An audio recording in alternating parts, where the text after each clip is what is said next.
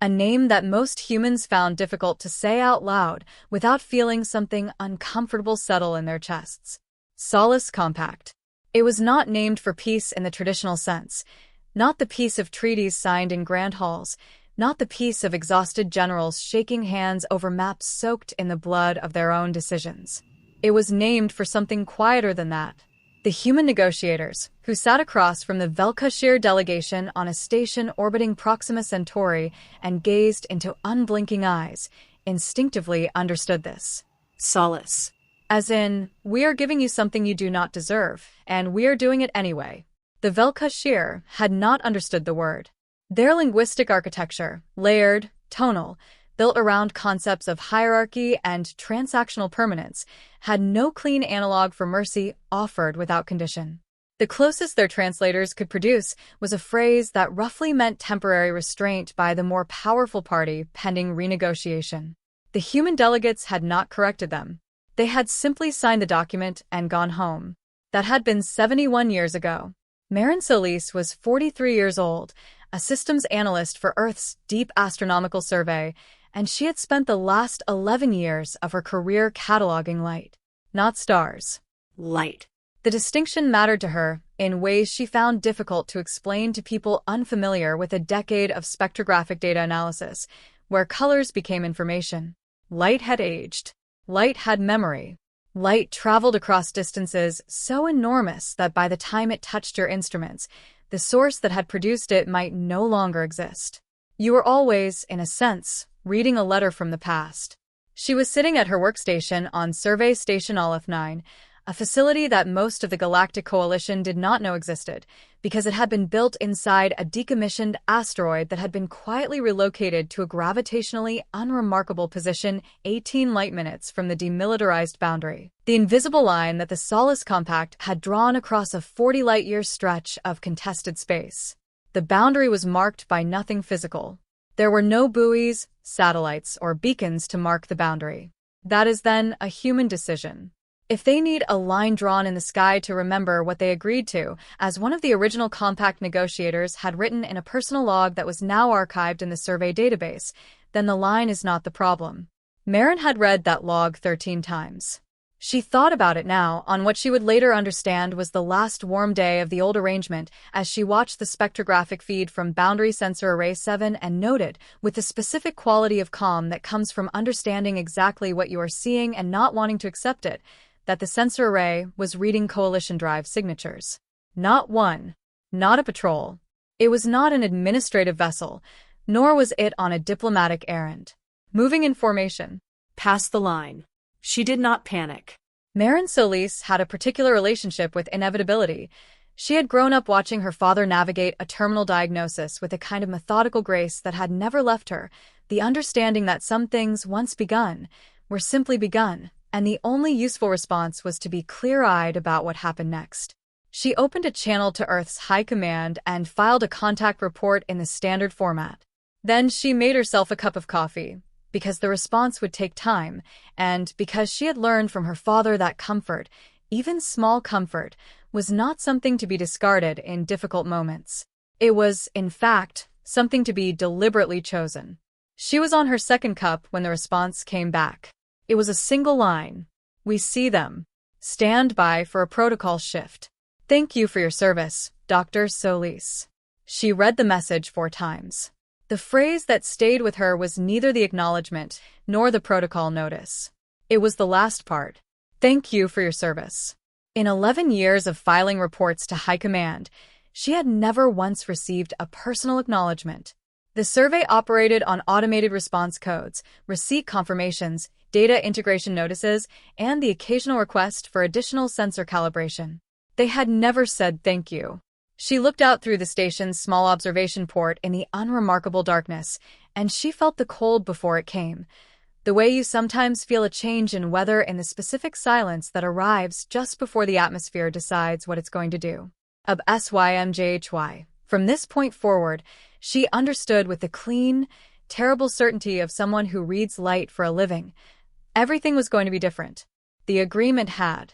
Fleet Prime Orith Velsundis had commanded coalition naval forces for 16 of his species years, which translated to approximately 42 standard galactic cycles, and in that time, he had developed a professional philosophy that could be summarized simply. Hesitation is the damage you inflict upon yourself. He was not a cruel commander. His record showed a consistent preference for efficiency over brutality. He had ended engagements quickly, accepted surrenders cleanly, and maintained supply lines to occupied territories with a precision that his superiors found occasionally inconvenient, given that well-fed occupied populations tended to organize faster than starving ones. He was, by coalition standards, pragmatic to the point of being almost philosophically suspect. But he was not and had never been soft. The decision to cross the demilitarized boundary had not been his. It had come from the seven-seat council on Velkashir Prime, from administrators who dealt in political geometry rather than operational reality, who had looked at 83 years of human compliance with the Solace Compact and concluded that compliance was the same thing as inability to respond. Orth had submitted 4 formal objections. The council had noted them, filed them, and proceeded. He stood now at the forward observation deck of his flagship, the Velketh Ascending, and looked at the stars ahead. Human stars, by treaty, by the agreement his grandfather had signed and his own government had just dissolved, and waited for Earth's defensive response. The response did not come. The response was delayed by 20 minutes, 30, an hour. His tactical officer, Yenris, a young Velkashir whose cranial fronds were still the pale gold of youth, not yet darkened to the deep amber that came with age, turned from her console with an expression that Orth had not seen on a young officer's face before. Not fear, not confusion. There was a feeling between the two that was difficult to pinpoint. "Fleet Prime," she said. "There are no defensive signatures. No ship movements. No orbital platforms activating. There are no missile batteries coming online. Range? We are currently 8 light minutes inside the boundary, sir." Orth breathed through his secondary gill slits, a habit he developed when he wanted to think without appearing to think. "Expand the sensor sweep. Full spectrum. I want civilian traffic, survey stations, navigation beacons, everything." The sweep took 4 minutes. Yenris brought the results to him personally rather than transmitting them to his console, which told him they were unusual before she opened her mouth. "There is civilian traffic," she said. "Survey stations are still transmitting. Navigation beacons are active. Commercial vessel routes appear uninterrupted." "Then what are you?" "There are no military signatures anywhere in the sector, Fleet Prime. Not one. Earth's defensive fleet is not here." Orth looked at the star field and thought about the word that human linguistic records consistently associated with their historical military decisions when they chose not to respond to provocation in the expected way. Patience. He thought about how his species used that word, as a tactical term, as a description of waiting for the correct moment to strike. And then he thought about how the human cultural archives he had studied as part of standard intelligence preparation described patience, not as tactical delay, but as something closer to the Velkashir concept of Velorthin, which translated imperfectly as the acceptance of a longer timeline than your opponent believes you're capable of operating on. He felt something cold move through him that had nothing to do with the temperature of the ship. "Get me a channel to the council," he said. "At current transmission delay." "I know the delay. Get me the channel." He did not know what he was going to say to them. He knew that the absence of Earth's fleet didn't mean humanity had chosen not to resist, as his superiors would think. It was evidence of something entirely different. He still did not know what it was. 3 days later, the first report came in from the Velkashir Home System's Astronomical Observation Network, a routine solar monitoring update from the station orbiting their primary star, Velsoth, a mid-sequence yellow star that had burned steadily for 6 billion years and showed no indication of variability in any survey ever conducted. The report flagged an anomaly. The anomaly was not found in the star's interior. The anomaly was not found in the star's magnetic cycle. The anomaly was not present in any of the natural processes that have traditionally been tracked by stellar observation. The anomaly was in the light itself. Specifically, in a thin, expanding ring of spectral interference approximately 0.3 astronomical units from Velsoth's surface, spreading outward at a rate inconsistent with any natural phenomenon, displaying a structural regularity, a geometry, that had no place in astrophysics. The station's automated analysis system, designed to flag solar weather events and coronal mass ejections, failed to categorize what it was seeing. It filed the report under unclassified anomaly, recommend human expert review. Historians would later note the irony of that final phrase. At the time, no one laughed. Marin Solis received the data packet 14 hours before the Coalition Astronomical Network flagged it as an anomaly.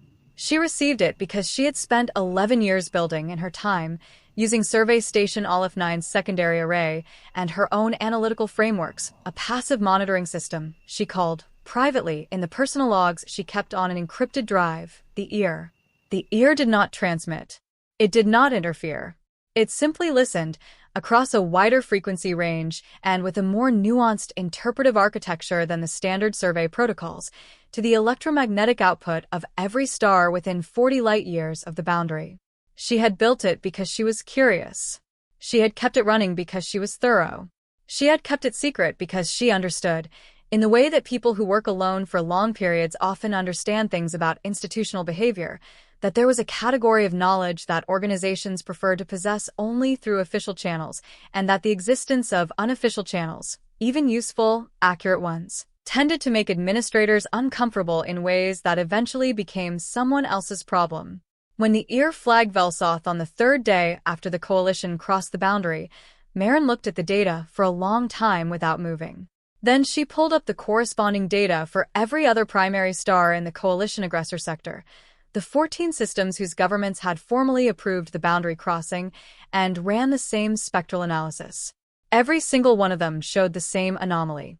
Not similar, not analogous, identical in structure, varying only in the degree of deployment, some further along than others, as though the process had been initiated on a staggered timeline. She thought about what she was looking at. She was a systems analyst, not a stellar engineer, not a weapons physicist, and not a military theorist. But she understood light, and she understood the geometry of enclosure, and she understood, with the same clean, uncomfortable certainty that had settled over her when she'd first seen the coalition drives crossing the boundary, exactly what she was seeing. Someone had placed something around those stars. Not on them. Not in them. Around them. There is a gap between the star and the rest of the universe. A boundary. A shell. Something that was designed to control what the light did after it left the source. She sat with that knowledge for a while, as some information needs time to process. Then she opened her personal log and wrote 4 words. They built the compact. She meant it literally. She was referring to the concept, not the diplomatic document. Humanity had spent 71 years maintaining a line that required the other party's cooperation to mean anything. When that cooperation came to an end, humanity did not draw a new boundary. They had built one. A physical one. Every sun in the sector that had voted to cross the first one had been constructed. Of SYMJHY. She wrote below those 4 words, "This is not a war. This is a geometry lesson." The technology had no public name because its existence had not been public knowledge.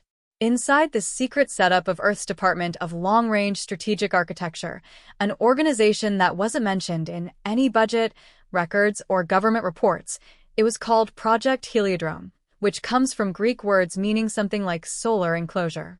The engineers who had built it called it the Shroud. It was not a weapon, technically. This was not a semantic dodge. The distinction had been argued extensively within the department, and the consensus, reached after years of ethical review by a group of people who understood both the physics and the philosophy, was genuine. A weapon was designed to destroy.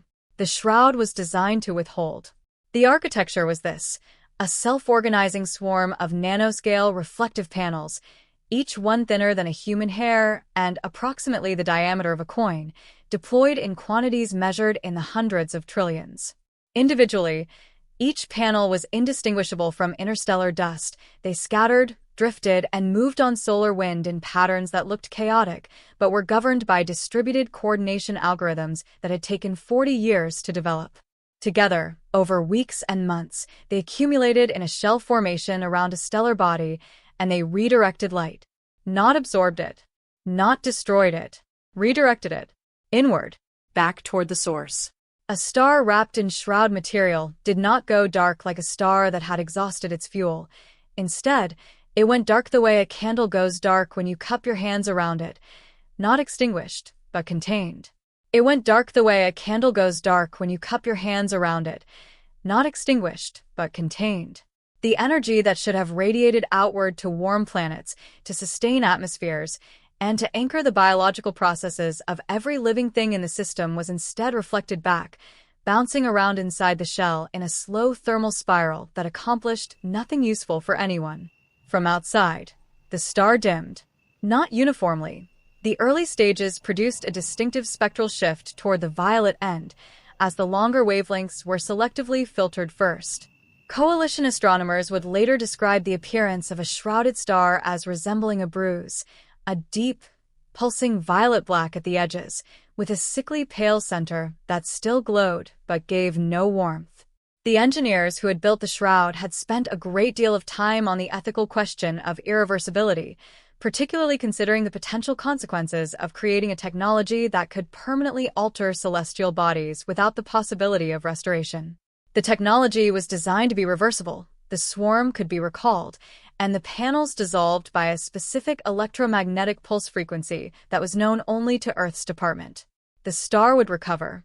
The star would recover fully and cleanly within a few years. This incident was not an accident of engineering. It was a decision made by people who understood that the most powerful statement you could make to a civilization was, "We are choosing to spare you," rather than "We can kill you." The shroud had been in development for 40 years. The earliest prototypes had been tested on an uninhabited red dwarf in a system 300 light-years from any coalition territory, and the results had been exactly as the models predicted. It had been ready for deployment for 6 years. It had been waiting for a reason. The first sign on Velkashir Prime, the Velkashir homeworld, a planet with 2 billion inhabitants and a civilization that had existed for longer than humanity had possessed writing, was not darkness. It was color. The sky, which on a normal day was the warm amber gold that resulted from Velsotha's particular spectral output filtered through the planet's nitrogen-oxygen-methane atmosphere, began to shift. Over the course of 3 days, the color drained. Not all at once. Not dramatically.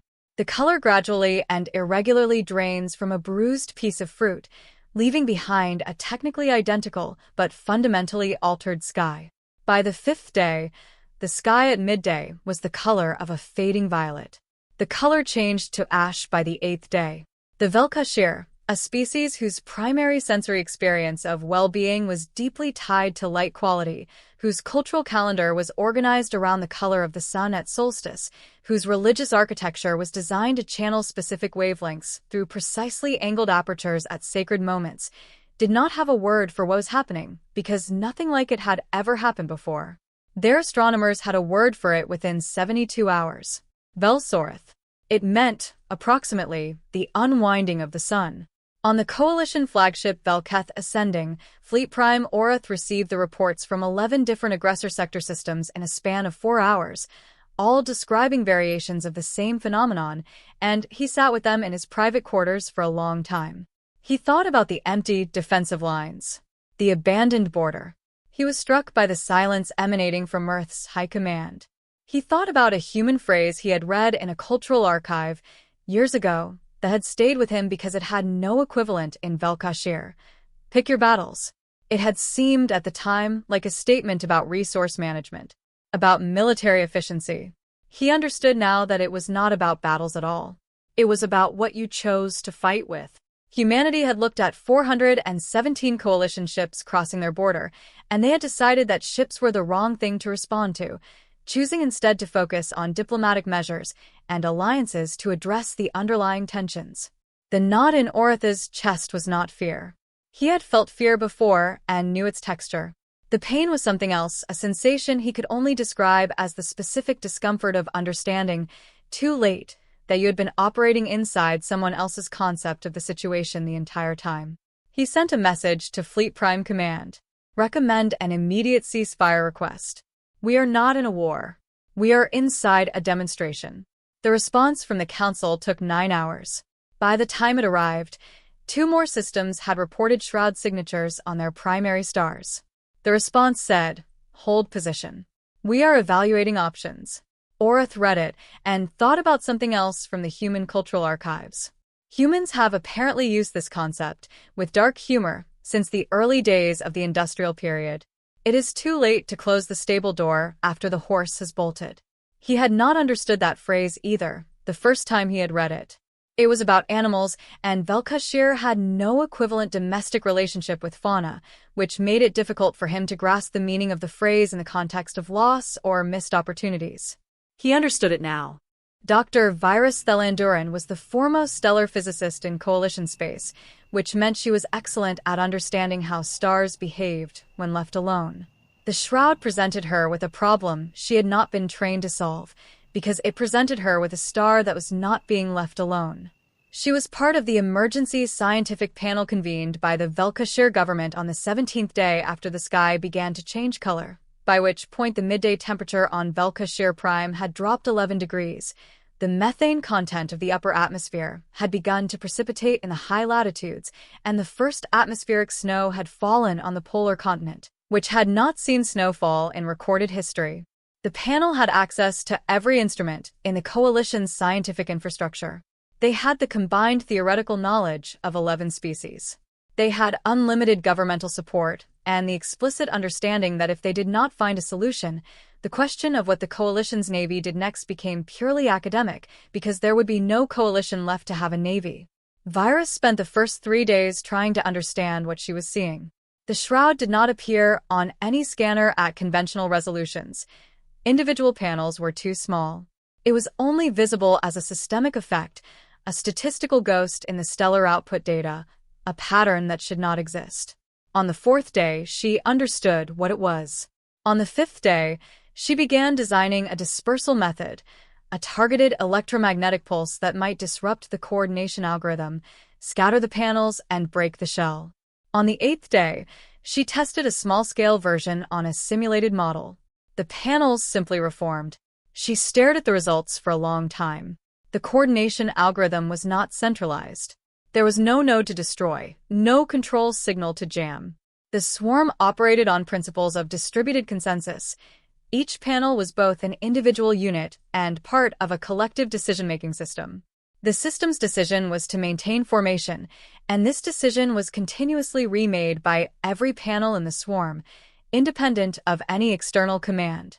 To stop it, you would not need to disrupt it. You would need to dissolve it.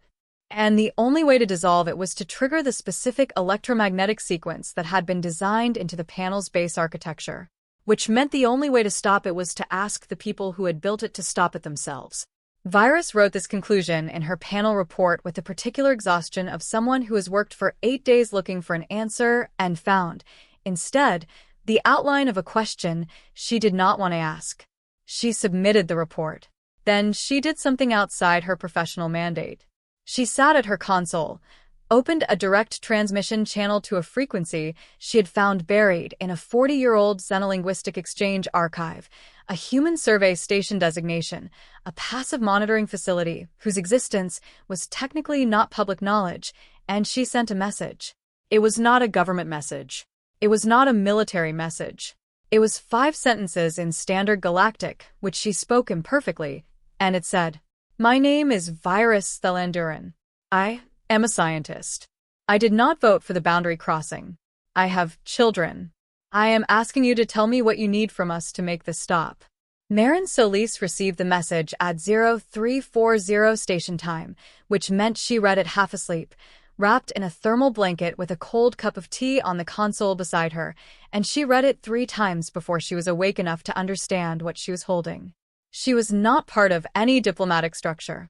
She had no authority to respond on behalf of Earth's government. She was a systems analyst on a survey station that the coalition didn't officially know existed, and she had just received a personal message from the foremost stellar physicist in an enemy civilization asking her specifically because Virus had apparently traced the ear's passive signal back to its source, to tell her how to end this. Marin sat with the message for a long time. Then she wrote back. She did not write policy. She did not write demands. She was not qualified to do either, and she understood the situation clearly. She wrote what she actually knew, which was this. Dr. Thelandurin. I received your message. I am not a decision maker. I am someone who listens to stars. What I can tell you is that the technology you are dealing with was not built in anger. It was built by people who hoped it would never be used. The fact that it is being used indicates that hope has failed. I don't know what Earth's high command requires. But I know that what they built is reversible, which means someone somewhere still believes in outcomes other than permanent ones, such as the possibility of restoring the previous state of affairs or finding a solution that allows for recovery and healing. I would start there. She sent it. Then she forwarded both messages, hers and Virus's, to High Command, with a note that said simply, "This person is worth talking to. Please give her a channel." On Velkashir Prime, on the 22nd day, the equatorial zones began to experience temperatures that had not been recorded in the planet's climatological history. Not catastrophically cold. Not yet. But it was cold enough that the agricultural networks, designed for a narrow thermal band that the planet had maintained with geological stubbornness for millions of years, began to fail at the margins.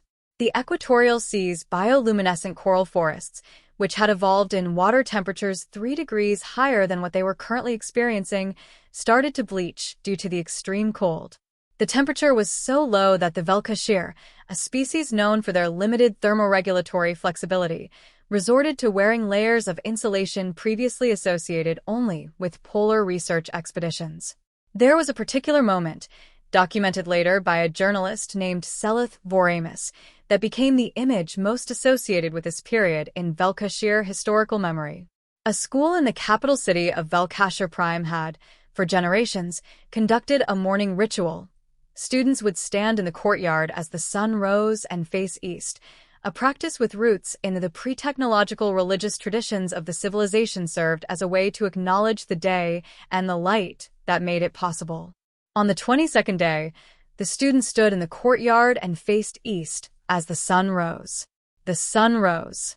The sun rose with a hue reminiscent of a deep wound.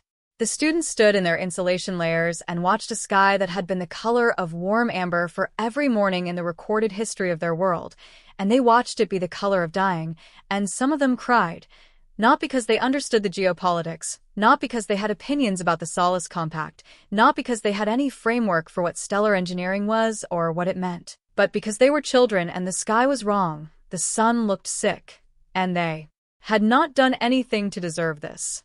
Seleth Voramus published the image with a caption that was later translated into 47 languages. They did not cross the border. They are simply cold. This was the part of the story that Marin could not reconcile. She had the scientific clarity. She understood the mechanics. She understood the strategic logic. The shroud was demonstrably effective, demonstrably reversible, and demonstrably proportionate in the sense that it targeted the governments that had authorized the incursion rather than the populations of uninvolved species. She understood that Earth's High Command had designed it to be a demonstration rather than a destruction. But she had seen the image of the children in the courtyard, transmitted through the year, received as a piece of electromagnetic data that had traveled across light years of space to land in her sensors, and she had sat with it for a long time. Her father had died in winter. She remembered the quality of the light in his hospital room in the last weeks. Pale, thin, coming through the window at a low angle that seemed to drain rather than illuminate. She remembered that the nurses would sometimes come in and turn on the overhead lights to compensate, and her father would ask them to leave the overhead lights off because he preferred the natural light, even in its diminished form. "It's honest," he had said once. "Artificial light tries too hard." She did not know why she was thinking about this. She did know that the children in the courtyard were not the seven-seat council. They were not Fleet Prime Orith. They were not. The administrators who had observed 71 years of human patience called it weakness. SYMJHY, she thought, looking at the image. This is the part where being right and being good are not the same direction. She opened a new channel to High Command and began to type a second message. Not a report. Not a data packet. Something else. She was not sure if it would matter. She sent it anyway. Earth's High Command had something to say. They had been silent because they were waiting. 18 months of strategic modeling before the shroud was ever deployed focused on the specific calibration of that weight, how long, for what signal, at what threshold, and the conclusions were uncomfortable but clear. The demonstration had to be long enough to be undeniable. The demonstration needed to be sufficiently brief to ensure its survival, precise enough that its reversal could be offered as a genuine act rather than a strategic retreat. The person responsible for the timing was not a general. She was not an admiral. Dr. Isabel Rohn held the title of Director of Strategic Philosophy, a role created with the Department of Long-Range Strategic Architecture and likely to end with its dissolution, having been offered it 30 years ago and accepted with the specific reluctance of someone who understands that the most important decisions are generally the ones nobody else wants to make. Isabel Rohn was 67 years old, and she had spent 30 years thinking about one question. Nor can we do this. Nor should we do this. The question was whether, if we do this, we can live with what we are becoming. She had no clean answer. She never had. The closest she had come, over 3 decades of thinking, was a formulation that she had written in the margin of a notebook 20 years ago and never shared with anyone. There is no action that does not change the actor. The question is whether the change is one you chose or one that was chosen for you. The coalition had crossed the boundary. Humanity, not itself, had made that choice. The response was the choice humanity made for itself. She had built the shroud to be reversible because she believed in the choice. When Marin Solis's second message arrived, not a report, not a data packet, but a 7-paragraph transmission that began, "I am writing this as a person, not as an analyst, and I need you to hear it as that." Isabel read it in its entirety, twice, in the quiet of her office on a cold morning in Geneva. Then she called the Director of Diplomatic Response and said, "I think we're ready." Earth's final transmission to the Galactic Coalition was not broadcast on military frequencies. It was not delivered through diplomatic channels. It was not spoken by a general, a president, an admiral, or a politician. It was delivered on the public astronomical communication band, a frequency used by long tradition for scientific exchange, because science was the domain in which species with no other common ground had historically found the first handhold. The voice was Isabel Rohn's.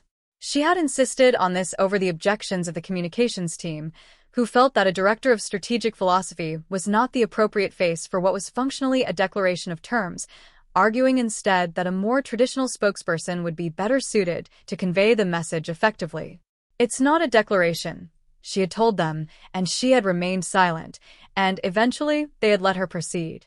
The transmission, translated into standard galactic and all 11 coalition member languages simultaneously, was as follows. To the Galactic Coalition, to the citizens of the aggressor sector, and to every civilization listening on this frequency. You have now experienced 26 days of what we have always been capable of. We want to be clear. We are not what we became or what we developed in response to your actions.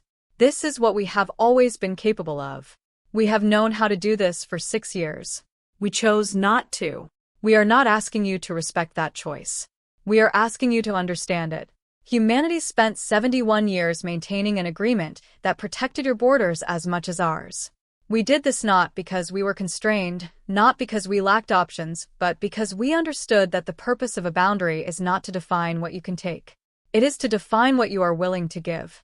You mistook our willingness to give as an inventory of what we could not protect. We understand this mistake. It is a very old one. The stars in the aggressor sector will remain under shroud until the 7-seat council of the Velka-Shir Collective and all affiliated governing bodies in the coalition that authorize the boundary crossing formally and unconditionally withdraw from all territory entered since the 30th day of the last galactic cycle, recognize the original Solace Compact boundary as permanent, and submit to a renegotiation of the compact's terms under neutral observation. We want to be clear about one additional thing, and we want to say it plainly, without the language of diplomacy. We are sorry. Not for the shroud. We are not sorry for the shroud. We are sorry that it came to this. We are sorry that 71 years of restraint was not enough. We are sorry that the children in your capital courtyards are cold because they did not vote for what their government did, and cold is a fact that does not care about political responsibility. We built the shroud to be reversible because we built it for people who would still be there after it was reversed. We are still thinking about you in those terms, not as an enemy to be destroyed, but as a civilization that made a mistake and is paying for it in the currency of warmth. When you are ready to come back to the table, we will be there. The sun will come back on. That is our promise, and humanity has not broken a promise yet. Dr. Isabel Rohn, Director of Strategic Philosophy, Earth's Department of Long-Range Strategic Architecture.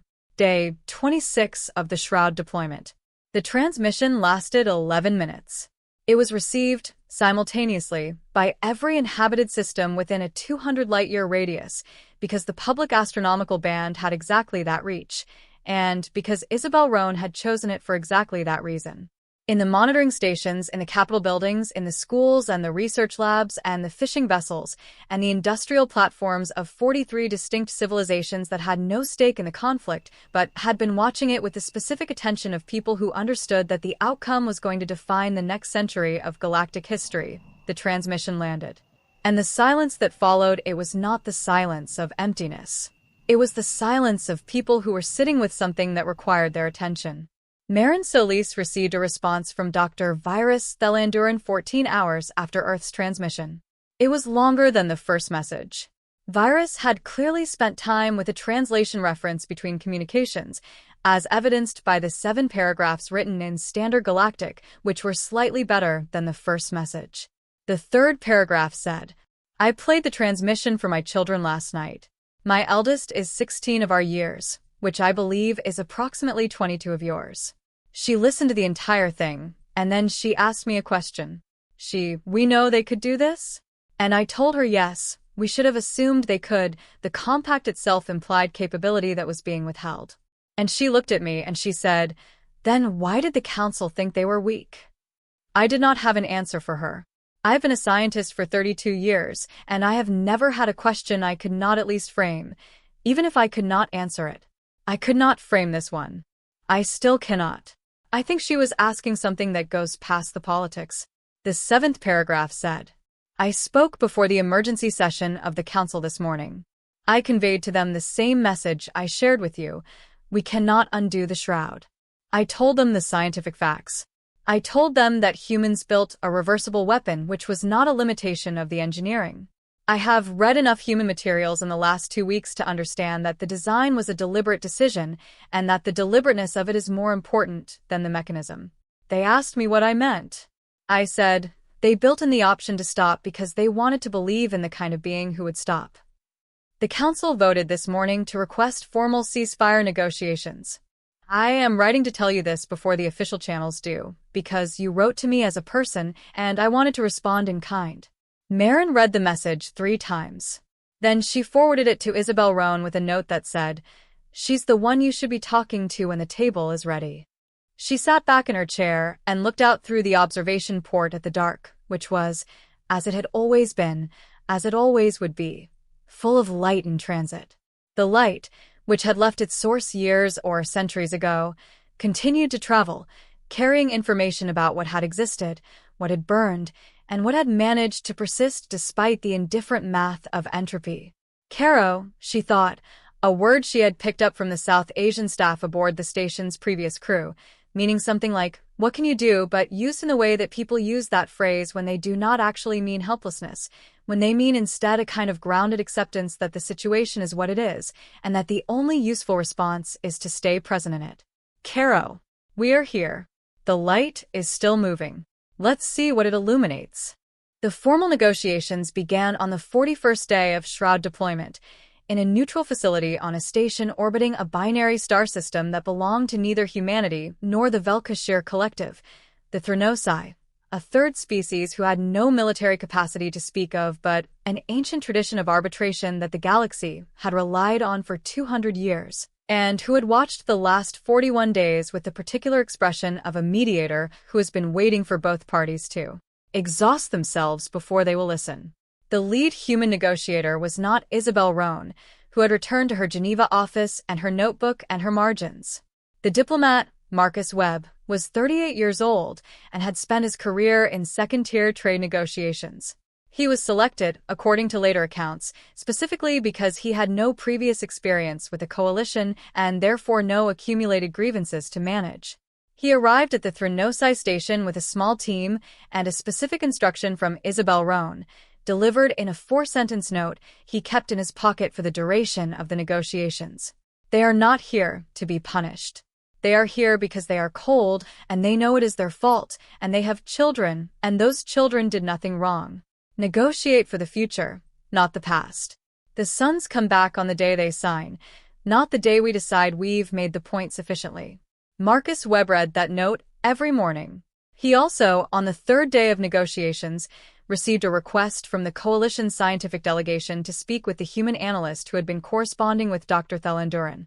The request named Marin Solis by name, which was technically a security concern since her station's existence remained classified, but which Marin, when notified, resolved by saying, "I'll come to the table. I'm not a secret worth keeping anymore." She arrived at the Thranosai station on the 8th day, and she and Virus Thelanduran met in person for the first time in a small observation lounge with a view of the binary stars, which rose and set in patterns that were deeply disorienting to anyone accustomed to a single star system.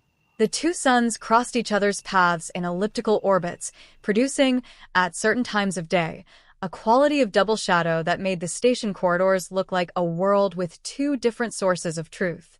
They did not immediately discuss the negotiations. They sat for a while, both of them looking at the binary stars, and after a time Virus said, in standard galactic that was by now noticeably better than her first message, "We don't have a word for what you did." Marin thought about this. "What do you mean?" "We have words for mercy. We have words for restraint. We have words for—" She paused, consulting a small translation device, "for strategic patience, for tactical de-escalation. But there is no word in any of our languages for building something terrible and then deliberately leaving in the mechanism by which it can be stopped. It is not mercy. It is something else. Something that contains mercy, but also contains preparation and planning. There is an expectation that the other party will eventually be worth stopping for." Marin thought about her father. She contemplated the natural light that flooded her father's hospital room. She contemplated the decision to turn off the overhead lights. "We have a word for it," she said. "It's complicated, though." "What is the word?"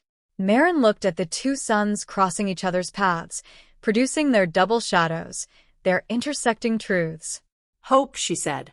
But not the passive kind. She was referring to the type of hope that involves initiating the task and then patiently awaiting confirmation of the outcome. Virus was quiet for a moment. Then she turned to her translation device and spent a long time typing, and when she looked up, her cranial fronds had shifted to a color that Marin had. What I learned from 2 weeks of reading Velkashir cultural materials was that it was associated with recognizing something that had always been present but not previously perceived. "We have no single word for that," Virus said. "But we have a story." "Tell me," Marin said. And Virus did. The agreements were signed on the 53rd day of Shroud deployment. All 11 aggressor sector governments. Full withdrawal. Permanent boundary recognition. A restructured compact with a new name. Not Solace this time, because the asymmetry of that word had been noted by several of the Thranosai arbitrators, the implication being that one party was offering comfort to another. Virus Thelanduran recommended the new name. Velanduran Soth, a Velkashir compound that translates, approximately, as the pact made in the light of an honest fire. Marcus Webb had accepted it without modification, which was noted in the diplomatic record as somewhat unusual since human negotiators historically proposed at least one counterterm as a matter of procedural form. Webb later said, he read the translation and knew it was the right name. He said that insisting on a change would have been exactly what the note in his pocket warned him about. On the 53rd day, at 1,400 hours Galactic Standard, Isabel Rohn transmitted the Shroud dissolution sequence to all 14 deployment sites. The reversal was not instantaneous. The Shroud material dissolved over a period of days. The nanopanels lost their coordination signal and dispersed into random drift, following solar wind out of the system, gradually becoming indistinguishable from the ordinary interstellar dust they had always resembled. The star at the center of each system, which had never gone dark, which had continued burning and producing energy that had nowhere to go and had been cycling back inward in a long thermal spiral, suddenly had open space ahead of it again. The light came back. Not all at once. Like sunrise, extended over days rather than minutes, A gradual warming of the spectral output, a shift back from the violet toward the amber, and the slow return of warmth to air that had been cold for 53 days. On the morning of the 57th day on Velkasha Prime, the school in the capital city held its morning ritual as the light had recovered enough of its original quality for the sky to begin shading back toward gold. The students stood in the courtyard. They faced east. The sun rose.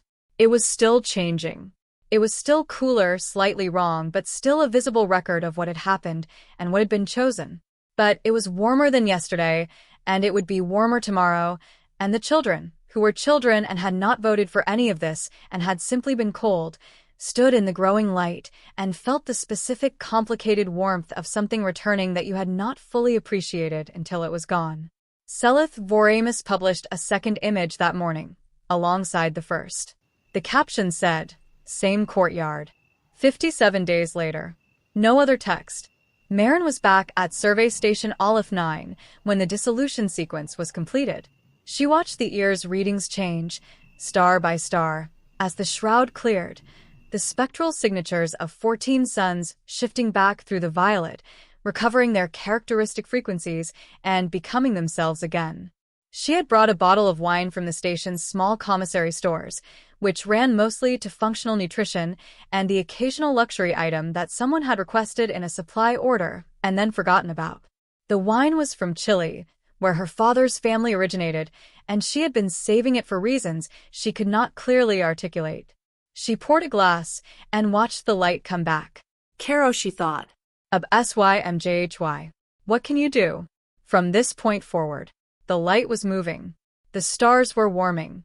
The children in the courtyard were facing east, and east was getting brighter, and somewhere in the data stream the ear was gathering, in the spectral fingerprints of 14 recovering suns, was the electromagnetic record of what had happened, not stored in any database, not written in any archive, but encoded in the light itself, in the specific way that light carries information about its source, whether the source wants it to or not. In 10,000 years, if anyone built an instrument sensitive enough, they might be able to read in the light from the Velkashir home system the faint signature of those 53 days, the particular distribution of wavelengths that spoke of the shroud, of the dissolution, of the return. This is a testament to the enduring power of light. Light had made the decision to remember this fact. Marin drank her wine and thought that was, all things considered, appropriate. The light should remember certain things, such as the moments of beauty and truth that illuminate our existence. There is a collection of documents at Survey Station Aleph 9 that has been made public, moved to a non-secret research category, and is managed by a small permanent team, which includes the complete details of the shroud deployment. Not the strategic record. Not the diplomatic record. Those exist in other places, in the offices of governments and the libraries of institutions that deal in the formal language of decisions made and agreements reached. The archive on Aleph 9 contains the light record. Every monitoring station within a 200 light-year radius provides spectrographic data spanning the 53 days of the shroud and the years preceding and following. The dimming is cataloged in precise frequency-by-frequency detail. The recovery. For each of the 14 systems, there was a specific moment when the light transitioned from the violet to the gold. Marin Solis runs the archive. She has a small staff of 6, including a Velkashir postdoctoral researcher named Velozran Thelanduran, who is Virus's second daughter and came to Aleph 9 on an exchange scholarship. She stayed because, as she told Marin in her first week, she wanted to understand light the way humans understood it. And how is that? Marin had asked. Like something that was sent a long time ago and is still arriving. Marin had given her a workstation and a full access authorization and told her to start with the ear's data from the 41st day. The day negotiations began and work outward in both directions. Velozran had asked why it was specifically the 41st day. Because that's the day the light started having somewhere to go again, Marin said. Not in the star systems that came later. In here. Between people. Velozran had looked at her for a moment with a specific expression that Marin had learned to associate with young Velkashir scientists when encountering a statement that needed more processing time, and then she had sat down at the workstation and begun. There is a photograph, an actual physical photograph, printed on paper, which is an unusual format for a space station, taped above Marin's workstation console. It is not the image of the children in the courtyard. That image is in the public archive, catalogued and accessible, part of the formal record. The photograph above Marin's console is one she took herself through the station's observation port on the 57th day of the thaw, when the ear, a device used to monitor celestial phenomena, registered the Velsoth system returning to within 5% of its normal spectral output. It is a photograph of nothing in particular. The photograph captures a small circle of glass, and beyond it, a dark space. In that dark space, invisible and indistinguishable from the rest of the black, are 14 stars burning. She taped it there because she wanted to remember what nothing in particular looked like when it contained everything that mattered. She has written 2 phrases below the photograph, in handwriting that has faded slightly over the years due to fluctuations in the station's climate. One in English, one in Velkashir, which she has been learning slowly, imperfectly, but with the specific patience of someone who understands that some things take time and that the time is not wasted. The English phrase is, "We built in the option to stop."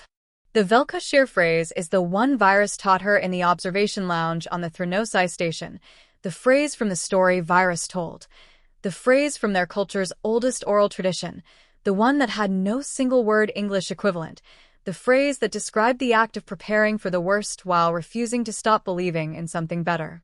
It means, approximately, "I made a small fire, hoping you'll come in from the cold." The galaxy did not stop making mistakes after the Velanduran Soth. It never does. But for a period of years that historians would later describe with various degrees of optimism, depending on their disposition, there was a particular quality to the negotiations that followed, a quality that the Threnosai arbitrators noted in their internal records, that the xenolinguists noted in the new vocabulary that began to appear in coalition communications, and that Marin Solis noted in the patterns of transmission and response that the ear continued to gather long after the crisis was over. It was the quality of parties who had looked at what they were capable of, all of them, all of it, the worst and the most controlled and the most deliberately, carefully restrained, and decided from strength and sustained energy to keep the fire small. They were determined to maintain an open line of communication. They continued to wait for whoever remained out in the cold. Caro. Of SYMJHY. From this point forward,